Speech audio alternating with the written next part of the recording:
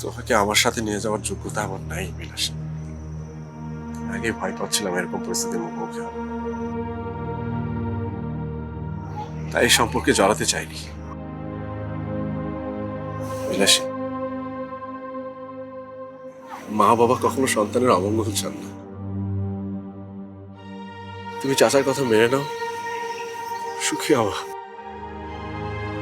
তুমি যদি আমার ছাড়া অন্য কাউকে ভালোবাসতে পারো তাহলে আমি বাবার কথা মেনে নিব। আপা তুমি এটা কি করলা? রূপাইকে তুমি এইভাবে ছোট করলা কেন? চুপ, একটা কথা বলবি না। যখন যা বলিস বাপ হিসেবে আমি তা পূরণ করি বলে ভাবিস না। আমার কাণ্ডজ্ঞান নেই। বহর মির্জা, আমি বহর মির্জার 4 যুগ ধরেই মির্জা বাড়ির সম্মান ইজ্জত আমি রক্ষা করে আসছি। আমাকে ভালো মন্দ বোঝাতে আসবি না। আমি ভালো করেই জানি মাথার টুপি কখনো পায়ে নিতে নেই, আর পায়ের জুতো কখনো মাথায় তুলতে হয় না। তোর ভালো মন্দ সবকিছুর দায় দায়িত্ব আমার। আমিই ঠিক করব কোথায় বিয়ে দিতে হবে আর হবে না। ব্যাস। বাবা আমি রূপাইরে ছাড়া কাউরে। চুপ। শফি, শফি ওরা আমার সামনে থেকে যাইতে বল, যাইতে বল। আমি খালি সোহাগ করতেই জানি না, আমি কিন্তু শাসনও করতে জানি। দাঁড়াও রূপাই, আমাকে যারা কই যাইতেছো?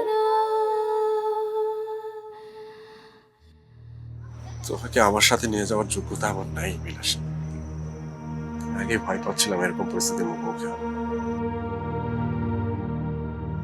তাই এই সম্পর্কে জড়াতে চাইনি। বিলাসী, মা বাবা কখনো সন্তানের অমঙ্গল চান না। তুমি চাচার কথা মেনে নাও, সুখী হওয়া। তুমি যদি আমার ছাড়া অন্য কাউকে ভালোবাসতে পারো তাহলে আমি বাবার কথা মেনে নিব।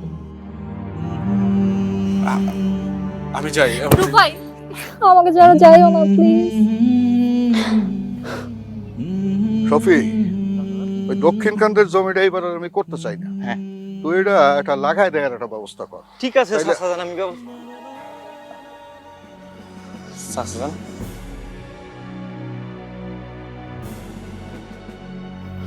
শফি, তুই এক্ষণ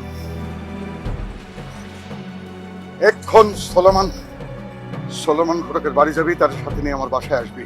15 দিন, 15 দিনের মধ্যে আমি বিলাসীর বিয়ে দেবো। ঠিক আছে চাচাজান, আমি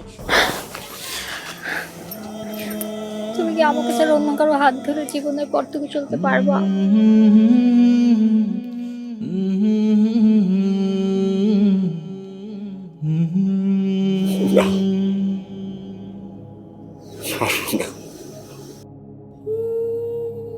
আমি যাই।